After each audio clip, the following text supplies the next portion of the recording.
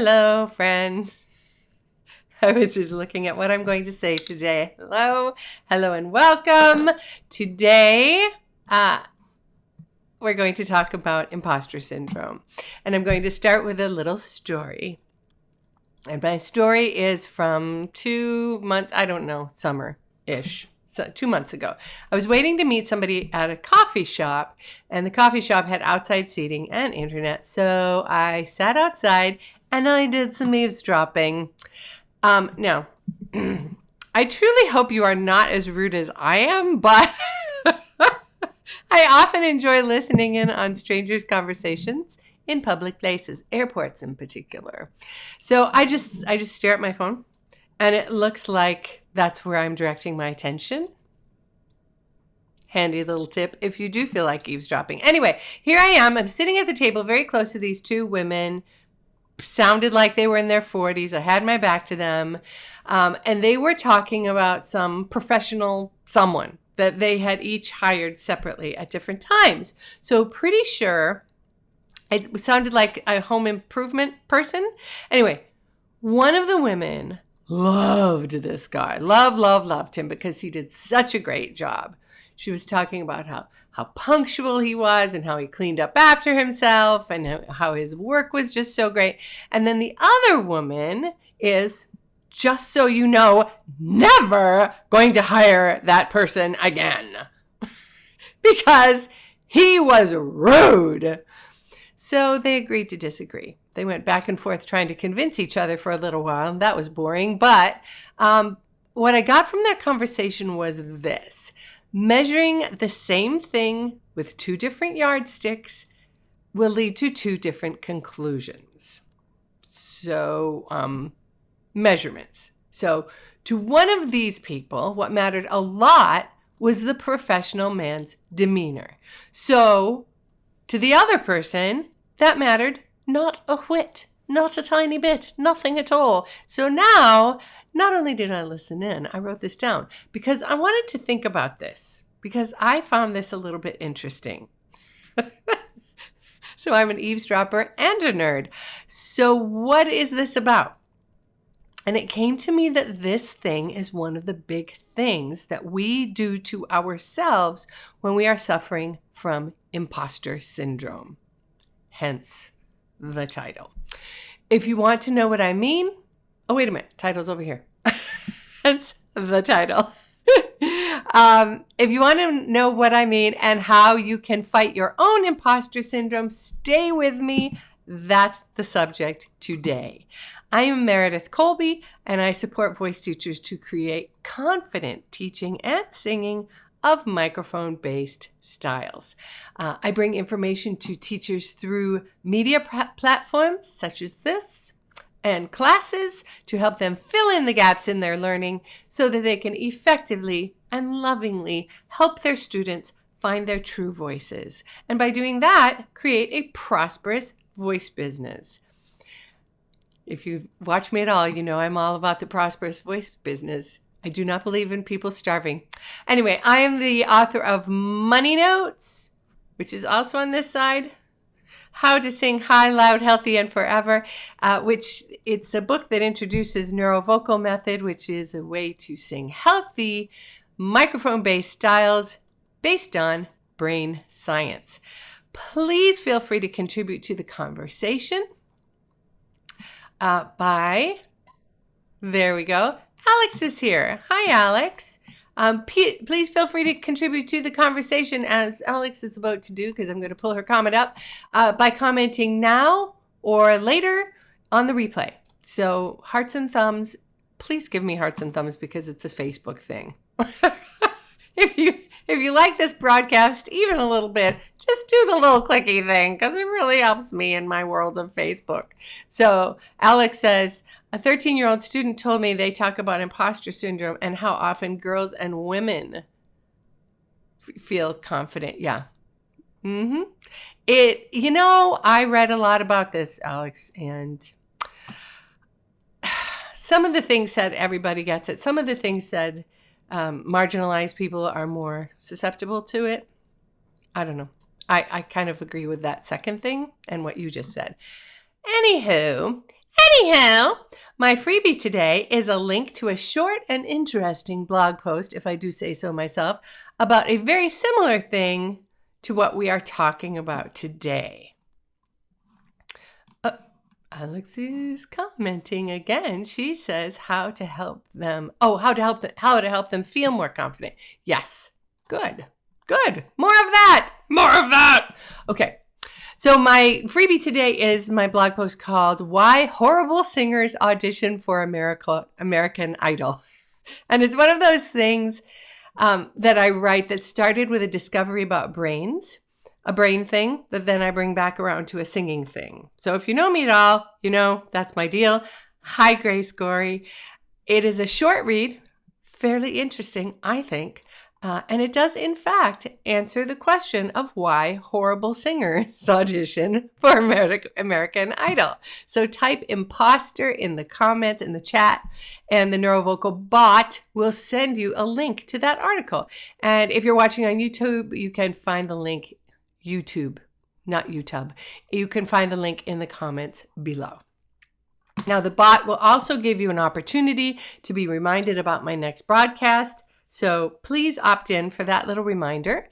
I have to have your permission, or else Facebook thinks I'm spamming you. So I don't want Facebook to think I'm spamming you.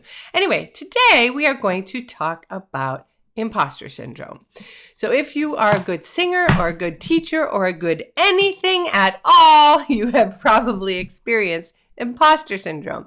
It seems to go with the territory of being good at something, particularly in categories in which the value of the outcomes is subjective, which is most things. As I was reading and learning about imposter syndrome, I learned right away that it is not a syndrome. We're not supposed to use the word syndrome. A syndrome is a word for a disorder or a disease or behavior patterns. And imposterism is the preferred term because it's not a syndrome. Because although it is absolutely not a desirable belief system and it feels really bad, it is not in fact a disease or a disorder. Many people experience imposterism from time to time. It's frequently, though not always, attributed to high-achieving individuals. So in other words, people who are intentionally accomplishing things, people who are intentionally dedicating time, energy, thought, money, and persistence into growing something. Are you hearing me talk to you now? Say yes.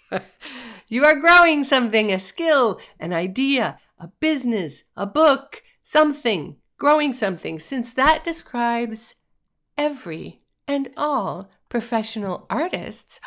What? Dr. Shannon Coates is here. I feel fancy. I didn't know that imposter syndrome is imposterism. Good to know. I know. That's what I said too, Shannon. Anyway, so this describes, since it's about accomplishing things, it describes every and all professional artists. And it would stand to reason that all of us in the arts are subject to the slings and arrows of imposterism from time to time. It also describes us in that, as people in the arts, we must share our work in order to do our work. Chew on that. We cannot permanently hide under a rock and still do our work.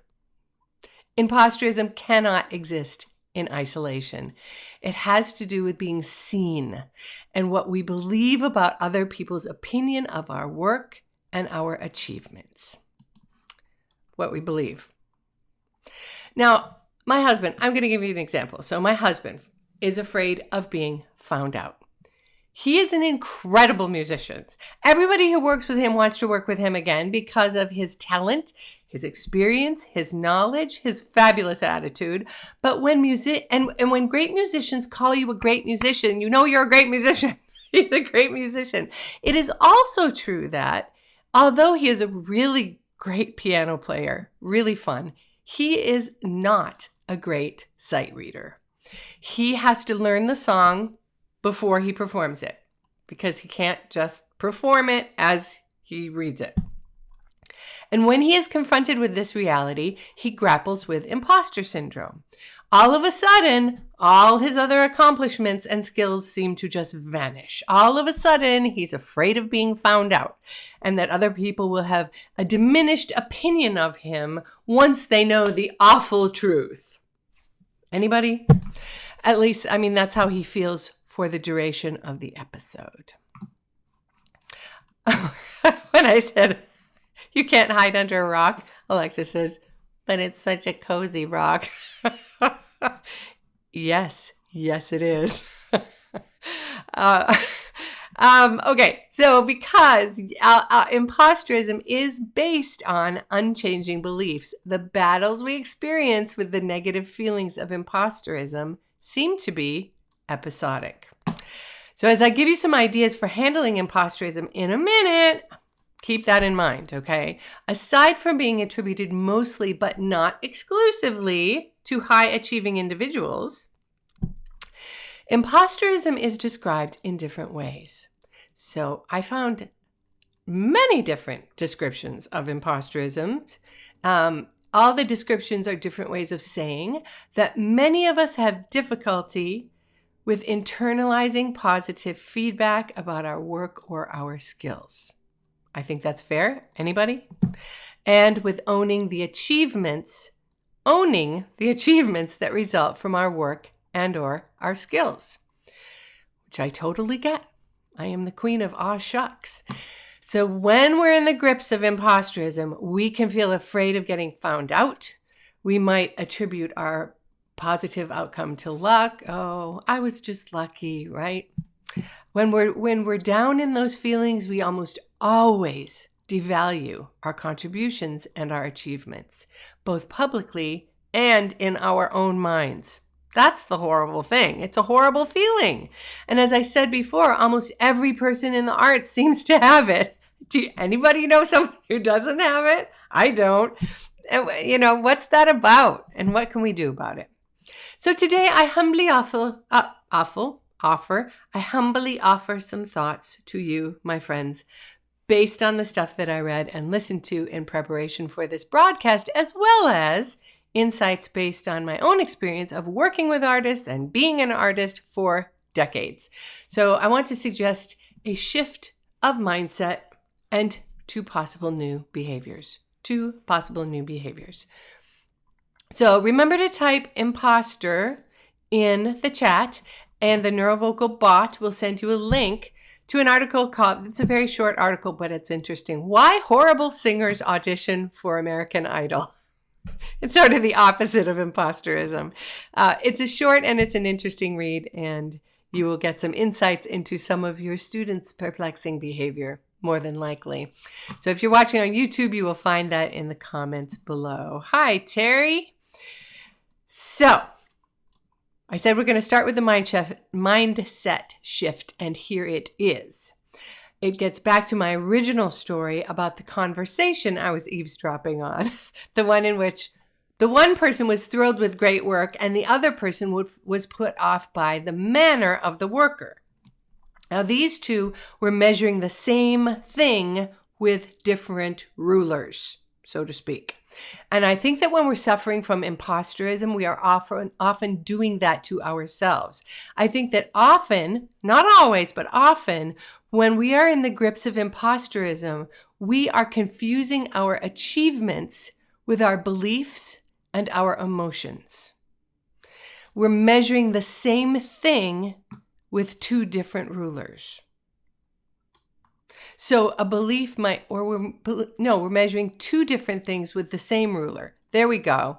I said that backwards. We're measuring two different things with the same ruler. So a belief might be, for instance, my dad was very critical of me when I was growing up. So I'm very unsure. I don't have good self-esteem. Or since I was a really tall and skinny kid, other kids picked on me. And so even today, I often feel like I don't belong. Or it might be I struggle with depression or manic depression, and I often feel that the ground is constantly shifting beneath my feet. So those are examples of things that could be a truth, a real truth of your experience. They are real. You grapple with them every day. Some days those struggles are all but non-existent. You don't even think about them. And some days they're practically all you can think about. They're defining your existence, right? But here's the thing. Those realities, the ones that cause you to feel sad or uncertain or undeserving, those realities can exist side by side with the realities of your achievements. This is what I want you to kind of chew on today. So you can have those feelings and those beliefs and also own the original songs that you wrote and your performance of them, or the success of your business, or the certification you achieved, or the publication of your research. Those are different realities.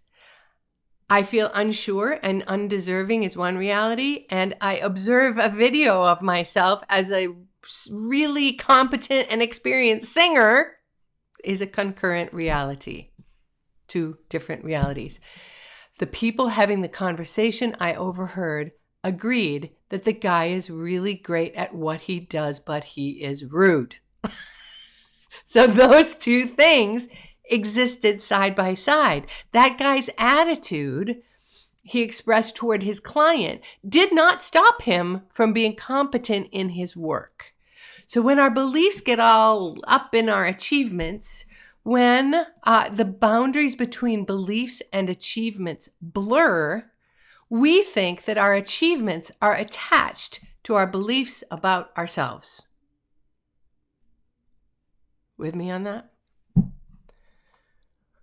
In that case, we have not sent our achievements out in front of us, so to speak, when it is appropriate to stand on their own and represent themselves and us in the world. We've kept our achievements bundled up in a big mess of beliefs and emotions that feels like who we are. We've measured our achievements with the ruler we should reserve for measuring our feelings and our beliefs. That's my big thought for the day. I have a couple suggestions too, but please give that idea a little bit of brain space and consider that for both yourselves and your clients. So, students, now here are a couple suggestions for ways that you can reel your imposterism back in and not let it ruin whatever it's fixing to ruin. It just feels like it's sitting there waiting to rain on the parade, doesn't it? We don't want it to ruin your day or your week or an opportunity. So here's a couple suggestions. Suggestion number 1, I love this one. Create a practice that will help you deliberately separate your achievements from your beliefs/feelings. So in this, I'm going to use myself as an example because that's kosher. So I'm going to use myself as an example, but this might be you as well. So for years, for decades, when I got a compliment from a student about my work with them. So this is me as a teacher, right? When I got a compliment from a student about my work with them, I would shrug it off. Oh, shucks, or I'd volley it back to them. You did all the work, blah, blah, blah. If it was written down, I thought, oh, that's nice. And then I would just dispose of the evidence, right? Delete the email or throw the note away or whatever. So maybe 5 years ago, maybe a little more, but give or take 5 years ago, I started saving all these nice things that people shared. I saved when they talked about their successes with their singing, the compliments that they got from people, the risks that they took, that they were willing to take, the appreciation that they felt for our work together, and just all the little goodies, right, that come from our relationships with our students. And that was what it took for me to recognize that my work, which is very subjective work, right? Our work is very subjective, has an objective achievement. There is some objective outcomes. It has helped me with my imposterism a lot as a teacher, you guys. So my suggestion to you is that you gather all the evidence. Gather all the evidence of the difference you have made, of the appreciation you have felt from others, the videos, the audios of your performances, the compliments you can remember getting after a performance, for instance, the awards, the mentions, the items you checked off of your goals list, because I know you did, the publications, just everything, all the stuff. Ideally, you will collect it all and put it all in one place. And if you do that, you may find that that end of the scale weighs in heavier than the imposterism end of the scale. Just a thought. How do I get rid of this? Hold on. Alex is sharing. Here we go.